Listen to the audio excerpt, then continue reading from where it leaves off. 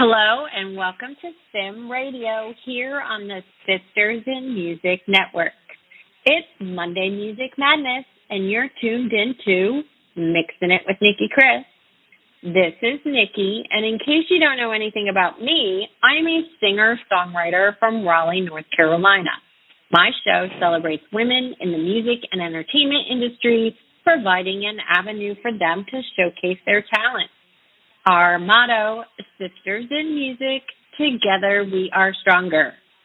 My guest today is a multi-award winning virtuoso pianist, recording artist, educator, a Steinway artist, and a Juilliard graduate, where she taught piano as a teaching fellow. Described by fanfare as a tigress of the keyboard, gosh, I love that. A bold, daring pianist in the tradition of the Golden Age Romantics and praised by American record guys for magnificent shading and superior musicianship. She is performing internationally and collaborating with renowned musicians and members of major orchestras. Her recordings and live concerts are broadcast on major stations worldwide. She is a NARA's voting member, program chair of Music Educators Association of New Jersey, and is the director of classical music series at the Watchung Artist Center. Please join me in welcoming the wonderful and absolutely beautiful and my friend, Sophia Agranovich. Sophia, I'm so excited to have you on the show today. Welcome. How are you? I am great. Thank you so much, Nicki. I'm thrilled to be on your show, and I am honored for your invitation, and I'm looking forward to our conversation. I am as well, and I'm going to kick things off with a question of, obviously, our listeners can hear that you are not originally from the United States. Where are you from, and when did you come to the U.S.? I'm originally from Soviet Union, from Ukraine. Soviet Union, it was at the time of my childhood, and then it became separated from Russia and Ukraine. And I came here when I was 15 years old with my family. And settled in New York's area. Wonderful. I love that. I love that background, and I love that type of migrating to the U.S. story because it aids in, I think, opportunities and inspiration for music, for art, and I'm excited to hear that you're from that area. It's actually been one of the areas that I studied in school, so I think it's really cool that that's where you're from. Oh, really? Where did you study? Yes. So I'm a history major. So ancient history is actually one of my fortes and was always very much inspired by that area of the world. So it's quite inspiring to me that that's where you're from. Oh, really? Then you would probably, maybe it's not part of the show, but you would really love that town, that city that I came from. It's Chernovitz. It has very, very rich history. It's in the western Ukraine, and it had influence of Germany, Hungary, Poland. It's not like, it's a Ukrainian city, but it was under Austro-Hungarian rule and then under Romanian rule, and the architecture is absolutely beautiful. They call Vienna in miniature or Paris in miniature. It's outstanding. So you probably would enjoy traveling there. Oh, well, I'm definitely going to have to take a trip there. That sounds like it would be absolutely magnificent. I will add it to my bucket list. What and who inspired you to become a musician? It came kind of naturally because my parents had a lot of recordings, a big record collection, and they constantly played it. And also I was exposed listening to the radio. And my mom was very musical. She was singing all these opera arias. She was just had natural talent for music, and her voice was magnificent. Although she never studied voice, she studied piano a little bit. And my parents took me a lot to ballet, theater, because Chernovitz had like very rich cultural life. So basically, from childhood, it was so natural. I thought everybody is supposed to do it, and everybody was playing instruments. And my mom was actually my first music teacher. She started showing me how to press the keys, but I was too little, and I was just playing around. So music was always part of my life. And then I started taking formal piano lessons. And that's how it all started. I never intended there to be a professional musician. It just came so easily. Like I never practiced much. I shouldn't say it probably, but I didn't. And right, it's not that it's never enough, because it is never enough. I mean, relatively. Like I know when I'm teaching my students that, I didn't practice. I didn't practice what I preach now.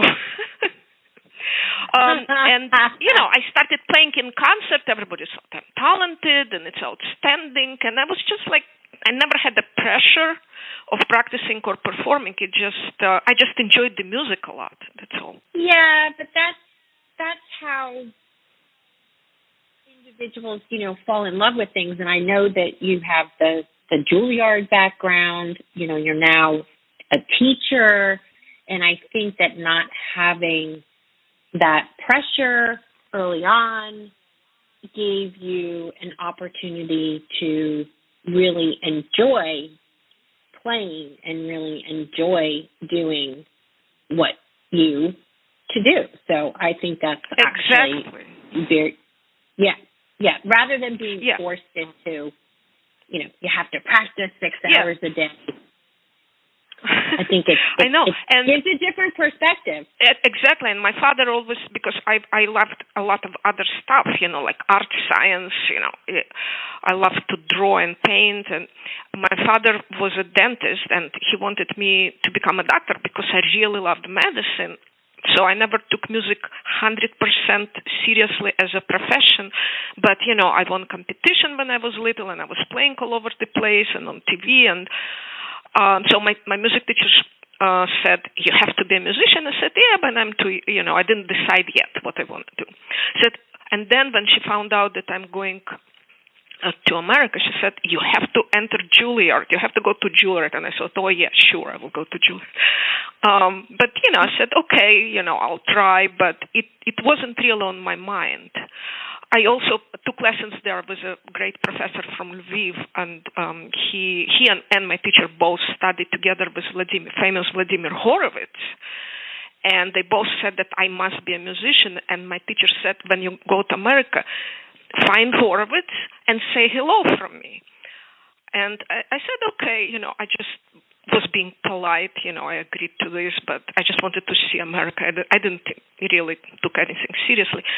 But when we came to America, we rented a piano. We didn't have money, to buy anything. Started practicing a little. And my father said, why don't you try to audition for Juilliard? I said, yeah, but, we were in immigration for 4 months. We waited for a visa in Paris. I practiced there a little bit in a conservatory. Actually, in conservatory, I gave a concert. They wanted to take me in. But I said, we're going to America. So to make the long story short, I auditioned for Juilliard with the same program that I did in Chernovitz Music School, which I graduated there, and I got in. And the teacher who accepted me was the head of piano department, famous Sophia Agranovich, and he was the best professor at the time. All his students were like great musicians, winning all kinds of important competitions, and right now his legacy is enormous. I still meet a lot of his students who are now famous musicians. And, he took me in, and I thought it's an accident because I really didn't practice much. And, but then I saw how important it is to practice and how serious everyone said, oh, you know what, I better start taking everything more seriously. And I did very, very well. But then, like on the third year of Juilliard, I got restless because, it's very hard. To do something good, you have to be very focused and dedicated. That. Mm-hmm. But being a musician yourself, you understand that, one day without practice too, and you lose a lot of stuff. So you have to constantly be like a slave to your art, but it's very rewarding. It's in your. They say whoever is the best master is the best slave. They talk about Liszt, the great composer Liszt, because he was a very famous arranger of other composers' music. So, and he was master of his own and slave to the true scores and true feeling of other composers. But I'm deviating here a little bit. So anyway, I felt that. There is so much more to life. And I loved reading, and I loved to go to museums, and I love sports, and I starting, philosophy, God knows what. And I said, okay, I look at maybe, and programming started being very prominent at the time, computer programming. Right. And I said, maybe I should take a course online. This is so interesting. But I said, there is no time.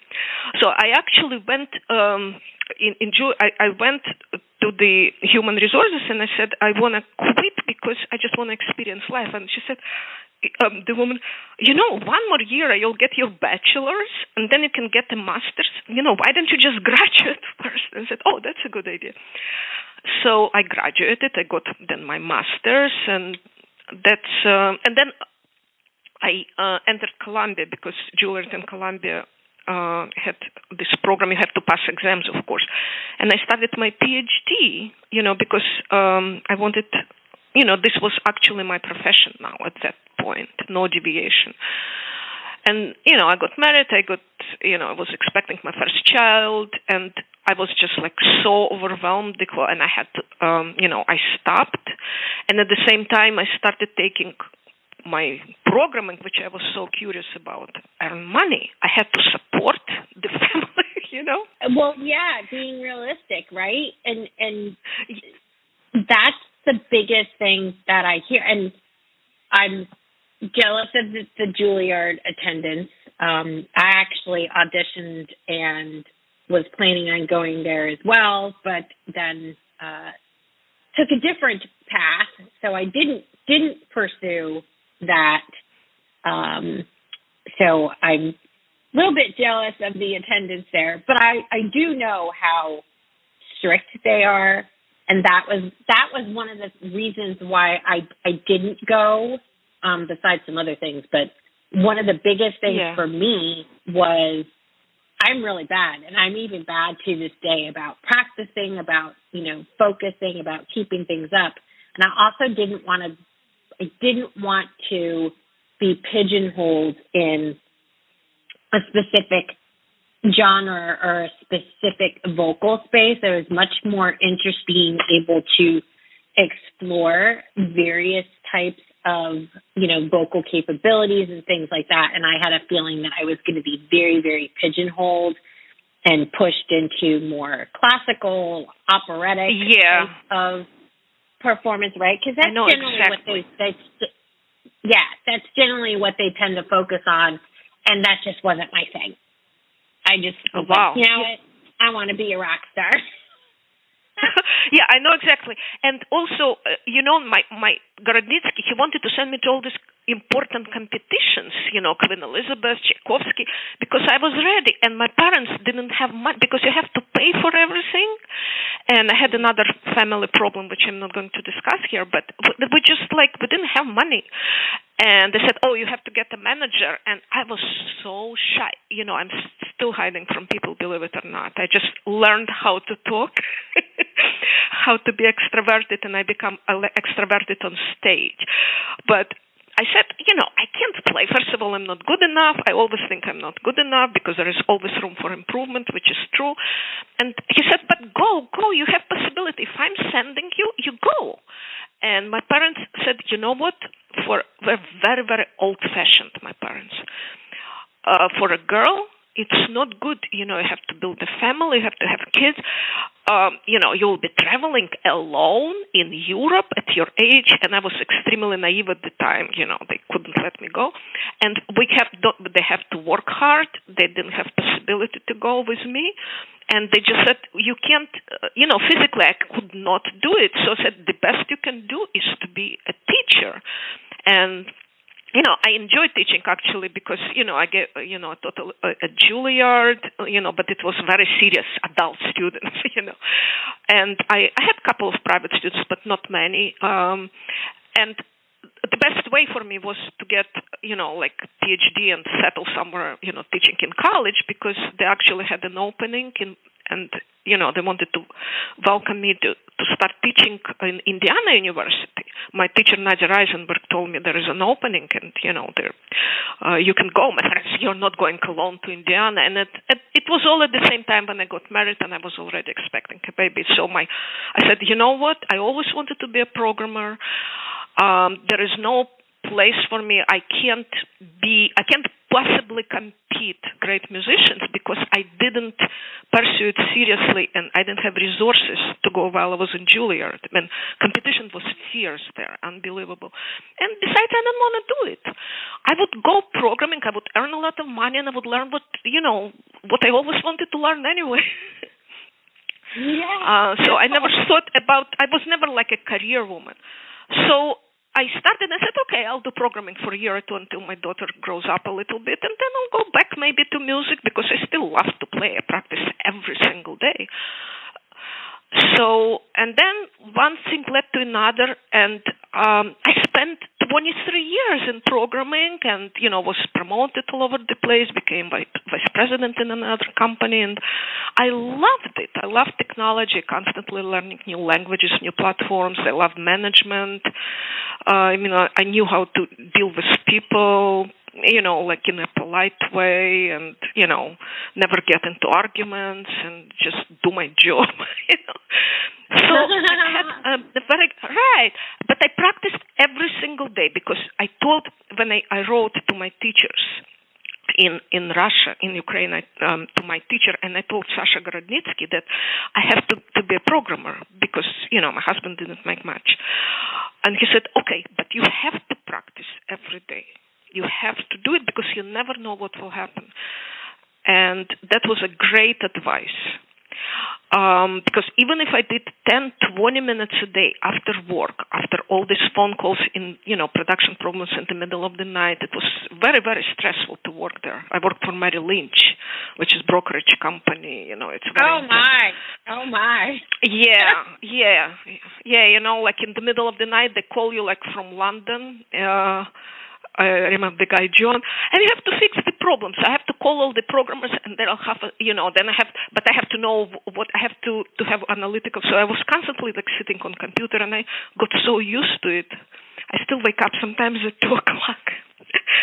Anyway, oh no. But I practiced every day, and that's great. Yeah, but it paid off because they offered a retirement package because Merrill Lynch was combining with Bank of America, and we didn't know it. Suddenly, they offered all people who spend a lot of time there, a lot of years, they offered these beautiful Cadillac packages. Just retirement. I said, I'm not ready to retire. There would be no medical insurance, nothing. And at the same time, my mother got, they made doctors make a mistake. She didn't have to, I don't want to get into details. So they screwed up. She didn't have to have operation, and they insisted, and I fought with them. It never happened. Oh, no. So she was in a very bad condition in the hospital. So I said, what's important in life? It's people, it's helping people, it's life itself. It's not Merrill Lynch or being the best musician in the world or anything. So I always liked medicine, so I started learning like very seriously. Naturopathy, like Indian Chinese medicine, nutrition, and I took courses and I got certifications while I was applying for this package because I said, that's it. I'm leaving Merrill Lynch because there is more in life than that, So I got my package and I started teaching yoga and Pilates. They hired me. And I always played classical music. I found these very, very nice pieces, and everybody loved my class. And they didn't know why. They brought their husbands, their wives, everybody came to my class, say, "Oh, why it's so rewarding?" I said, I didn't tell them. I said, "Oh, it's, it's just the atmosphere I create with my special music selection." I played Chopin, I played in the Beethoven, but, second movements, very slow, introspective, philosophical, and they just loved it. Anyway, and I started giving music lessons because, I had to earn some money, right? And I applied to college, to 4-year college, to become, like holistic healer. I mean, it was approved. Those credits were approved. CU credits for nurses and everything. And I have a third cousin. He's Leonid Levin. He's a famous mathematician in Boston University. He discovered some kind of formula too.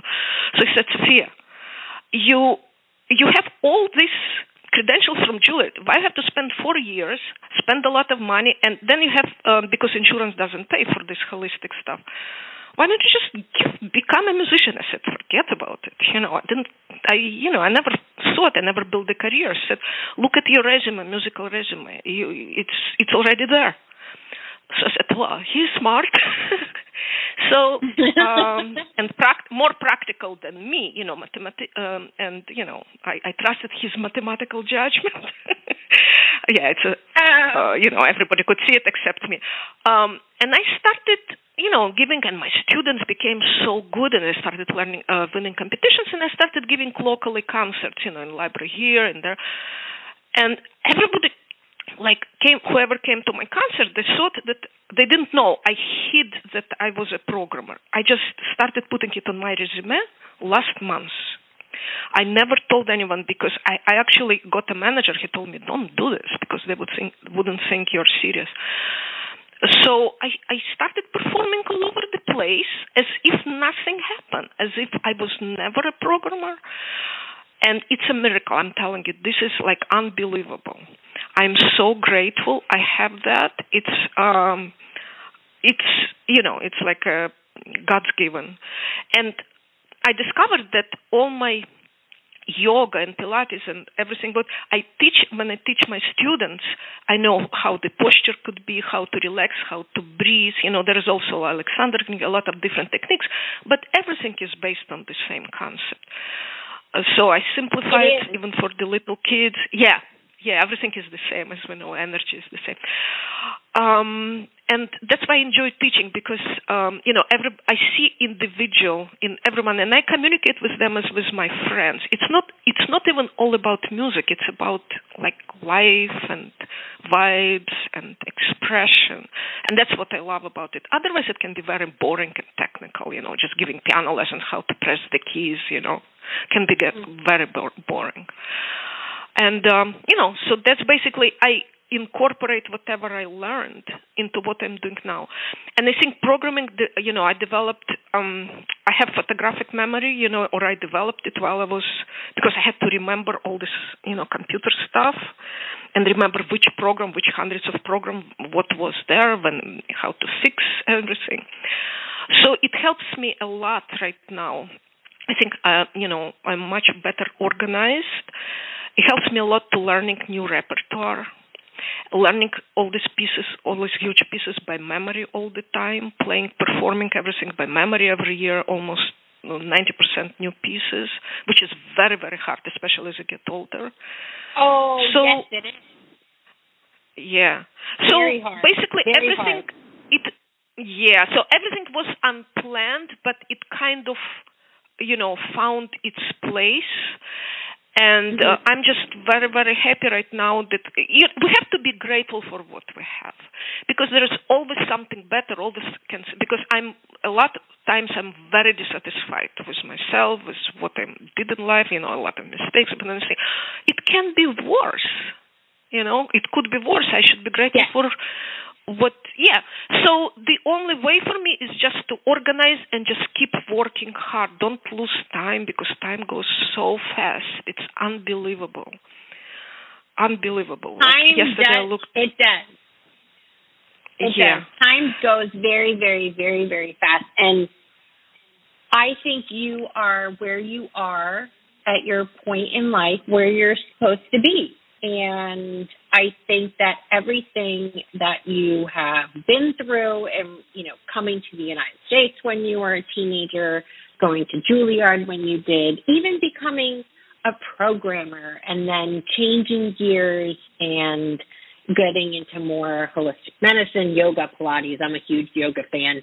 I do yoga as well. And I think that all of those things actually aid in the development of you as a musician, and you're where you're supposed to be.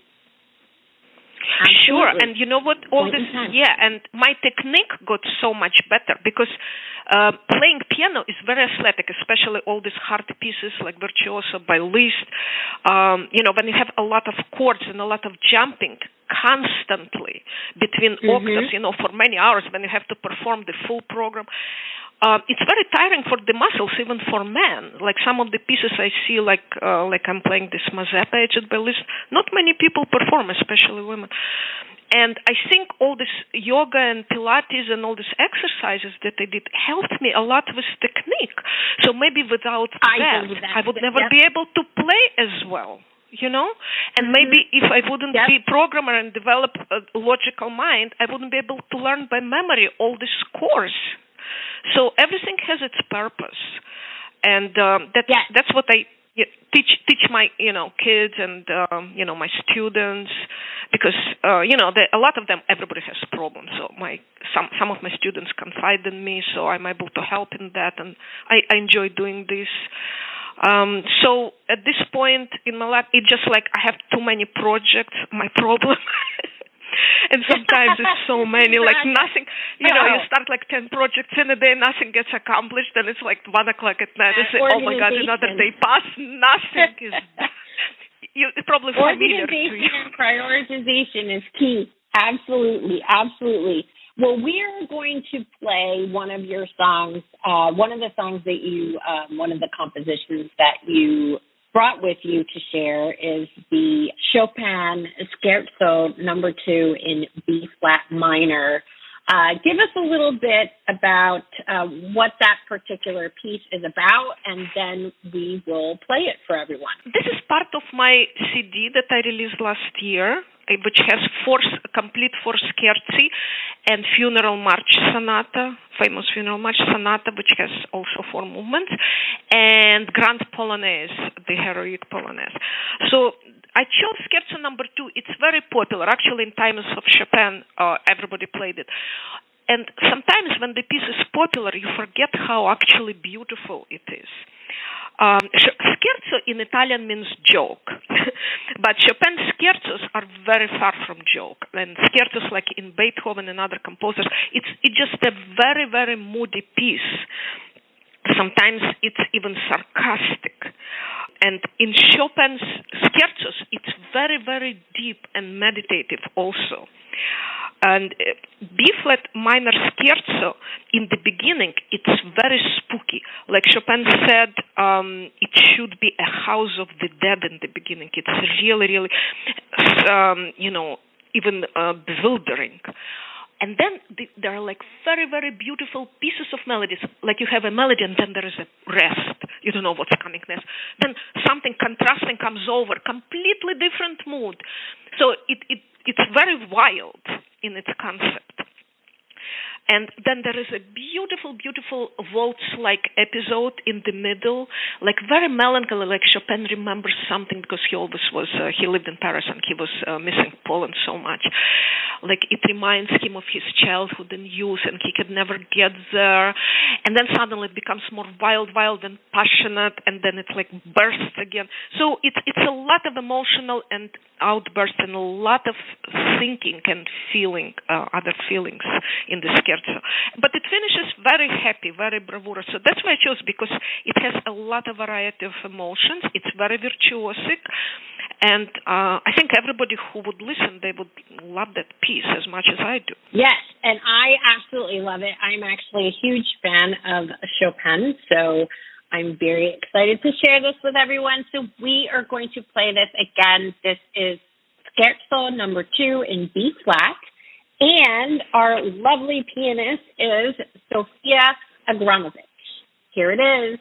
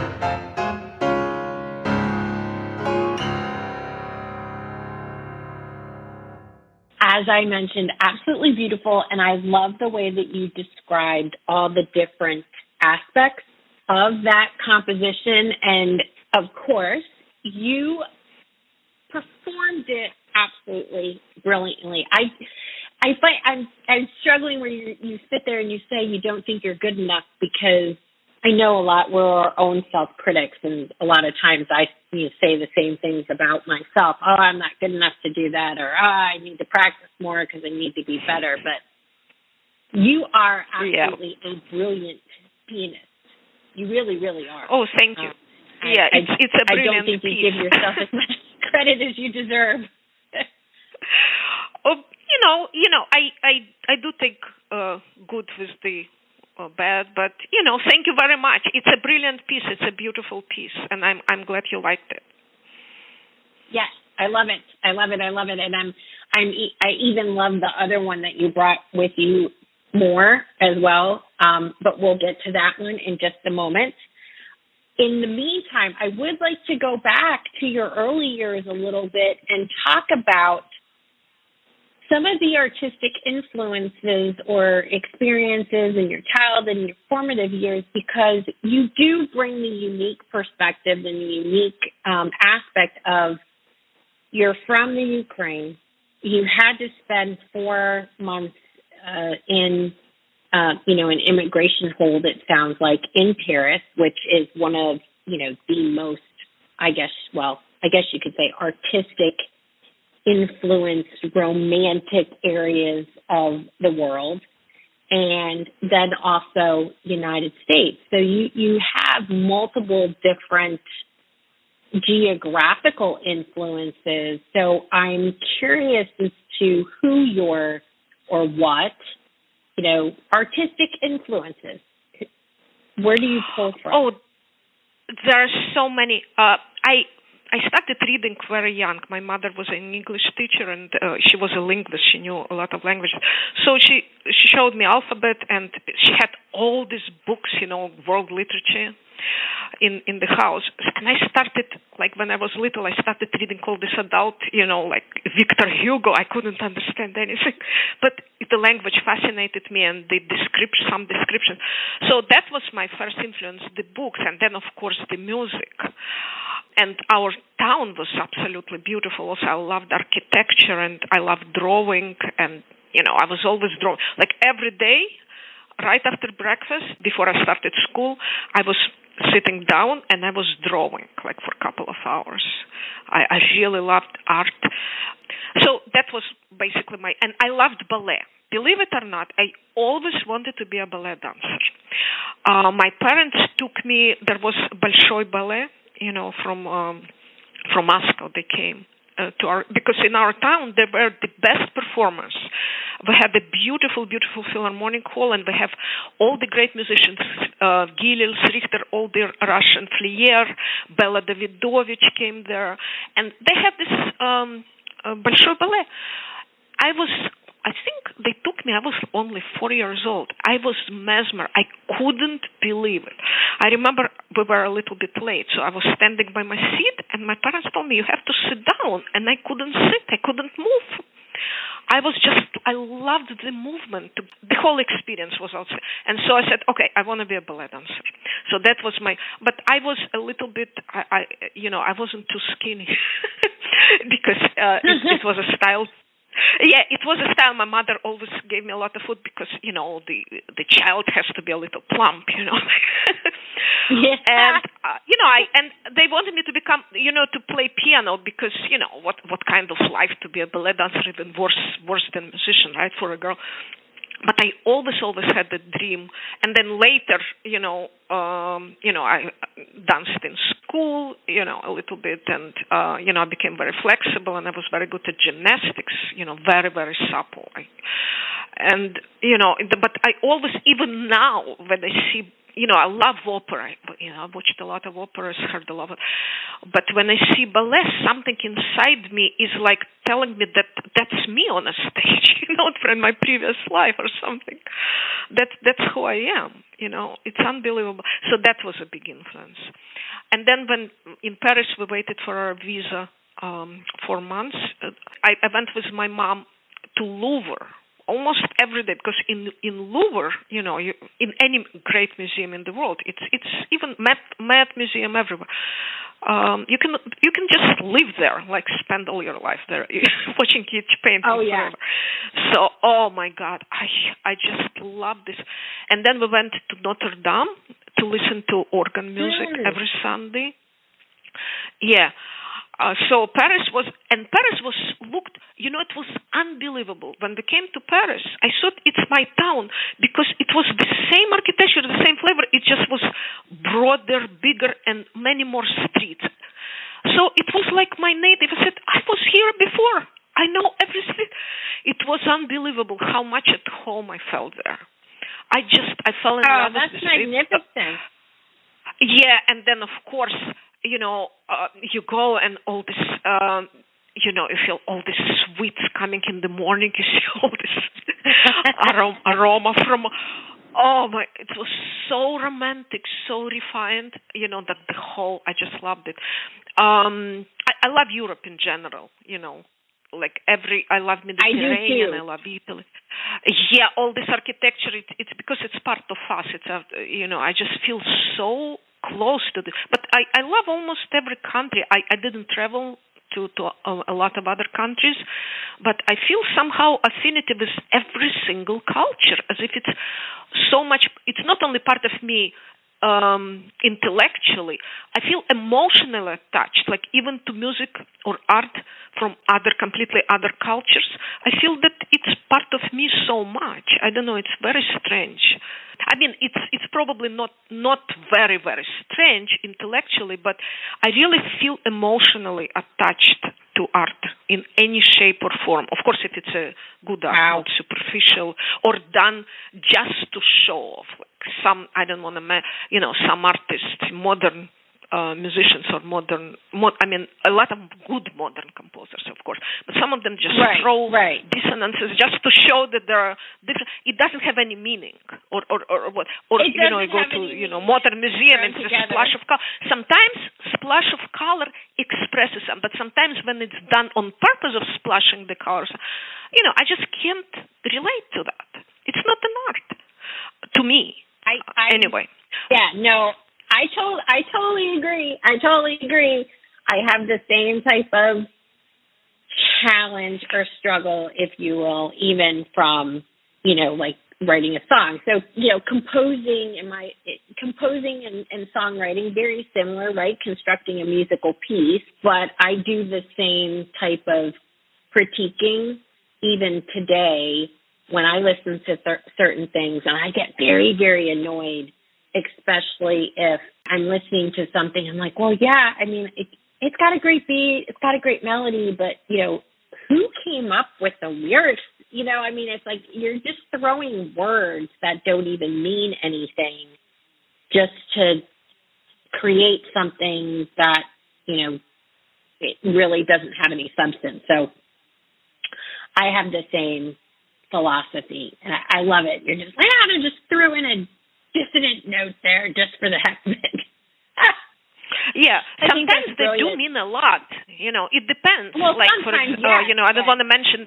Yeah, because sometimes it's very weird. Sometimes there is, once I was at the jazz, because I'm not into jazz or any, but I tend that now I am into all the genres in music, because I went first time and I hear all this and I thought I would hate it, but I was so fascinated by it.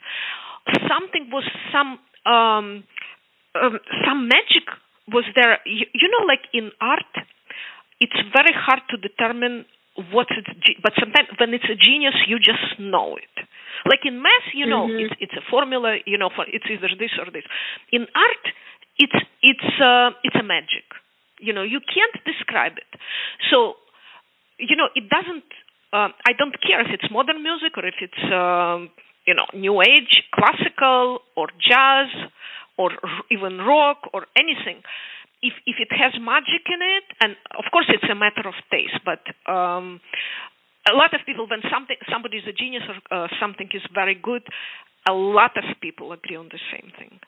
So for me, it doesn't matter which genre. But, I'm just like, sometimes this art gets so artificially commercialized, and, sometimes I'm afraid that art is almost dying because of people's, they're not exposed to real art anymore.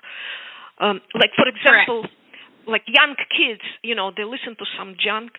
When I practice, sometimes window is open. I see like everybody, like kids, they stop playing, they listen, and I'm playing some, stupid like little piece. But they never have been exposed to nice music, so they're just fascinated with the whole idea. So, probably our purpose now is just like to keep good art alive, just by doing it and, Yeah, because there is so much artificial stuff goes on right now. It's unbelievable. Yes, definitely.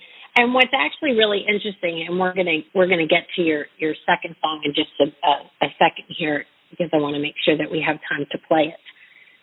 What's really, really interesting is that my oldest son took a music class in the community college, and I knew what type of class it was, where it was more the teaching and learning about Mozart, Chopin, Beethoven, Tchaikovsky, all of the formidable, Liszt. I actually do believe that Liszt was there. Formidable, composers that a lot of people aren't exposed to. And it was very, very interesting to have him, take that class, and then he was like, oh, he's very much interested in doing music production. So very different from what, Beethoven and Chopin and the composers would have done. But it was very interesting to listen to him say, oh, I really like this. I really like the way that, the orchestra comes in here, and learn all about the theory behind a lot of these pieces. And now when he talks about music production and having an interest in that, he actually is saying, well, I'd really like to incorporate some of the things that I learned in this class about some of these composers and the way that they wrote their compositions into potentially the music and the songs and things like that I may create. So I actually thought it was very interesting that he found, things that he could take from the past and potentially then convert it into something that he could create today. So it's really, this is great. You're correct, because absolutely.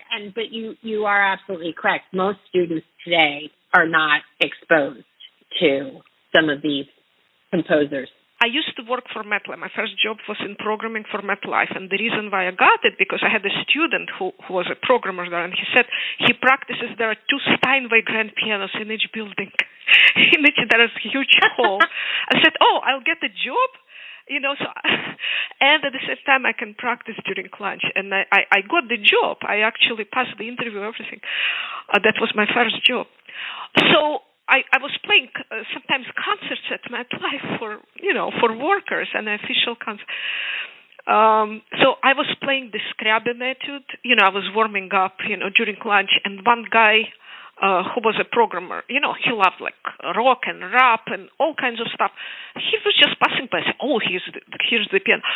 So he was listening. He said, okay, I'm just warming up. So I'm playing the Scriabin etude. You should see his face when I finish. It's like 2-minute piece, very nice, etude in D sharp minor. He goes, oh, he just kept talking like he was in trance. He was like screaming. He said, oh, I can't believe, what are you doing? What kind of music is it? I have to learn more about it. He was like in shock. So that was probably one of the biggest compliments I ever got. It's not about my playing; it's just the music. And then I thought, if you can, all the kids, all the people who don't know, they could get exposed. It could influence their behavior, their thinking, like social stuff, everything.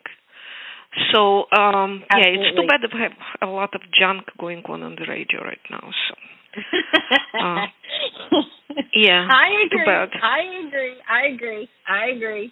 110%. So with that, let's get to one of my favorite composers of all time. I'm a huge Beethoven fan, and you brought the Beethoven Sonata Tempus, the third movement. And tell us real quick what that's about, and then we will put that on for everyone. I believe this is on another one of your CDs as well. Yes, it's one of my recent CDs. Actually, it's my last CD, celebrating 250th anniversary of birth of Beethoven, and this is one of the tracks. So, Tempest Sonata, I don't have to tell about Beethoven, a lot of people know. Tempest Sonata was after Shakespearean play Tempest. And they don't know if Beethoven did it, if his biographer Schindler attributed it, that Beethoven wrote it after Tempest. But it was very mysterious, mysterious beginning. It was like breakthrough regular sonata forms. It's his middle period towards his later period of composition by Beethoven's. So he implies even in the first movement recitativo from Italian word. When in opera they sing, and then they start dramatically talking. So he has that part in the first movement. So because he wanted, whatever is in a play, he wanted to show. So it's all about expression. Technique and everything is subdued to expression. It's not virtuosity for virtuosity's sake. And it's very philosophical and deep. And there are three movements in this sonata. Second movement is very beautiful. And third movement is my favorite. I have a lot of favorite pieces, but I play it a lot as an encore. I can play it in my sleep, basically, because, I learned it when I was pretty young. And it's a perpetuum mobile, which means constant movement. It's never stopped. It's very unsettling, very romantic, like looking for something dear that is lost, or looking for meaning of life. And it has, of course, the Sturm und Drang, which I call in German, which was the essence of romantic movement, which means very stormy passion. And it ends very interesting, because amidst all this thunder and lightning, at the end there is it calms down, and there is a melancholy D minor arpeggio going down, and it fades away on a single note in a bass on the D, and it just dissolves, the life dissolved, and everything belongs to the universe. Maybe it's just I'm reading too much into it, but that's how music should appeal. That's why I love it, because it has all kinds of movement, but it has this unbelievable magic that I was talking about before that you can't even describe. You're just mesmerized by the whole thing. Of course, it's very difficult technically, but you forget about technique. You're just like flying somewhere. So, I hope you would like it.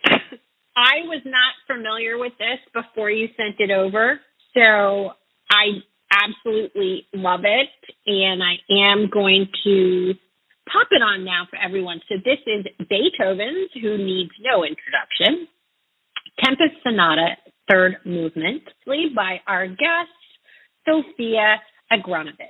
Here it is.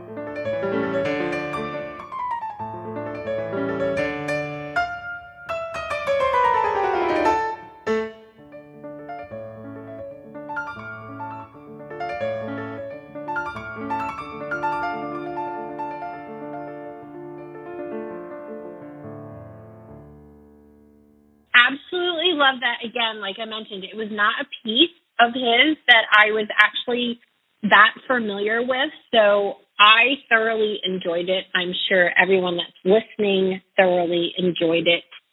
It is an impeccable performance, because one of the things that I did is after I listened to it, when you sent it to me, I actually went out and did some YouTube searching. So get some idea of, other performances and things like that. And it's an impeccable performance of that piece. Oh, thank you so much. So you're welcome so much. So with that, before we sign off, anything else you would like to share with our listeners? Where can they find you on social media, or what's your website where people can find out maybe where you're playing, learn more about you? You can just Google, search on my name, and everything comes up. Sometimes in different order, depending on the search engine. But I'm, everywhere, like Facebook, which I actually don't go too often. But I'm on Facebook, one professional page, one regular, Twitter, YouTube, Instagram, and some other sites which I don't use too often. And of course, I have a website, and that's basically it. Everybody welcome to contact me directly or via email, which is on my website, or via social media, wherever you see me. And I am very, very happy to be on your show, Nicki. Thank you so much. And it was a pleasure conversing with you. And I actually learned a lot about you too, which it's amazing. Yeah, I'm glad we talked. Yes, it is. And we should keep in touch more. We should definitely.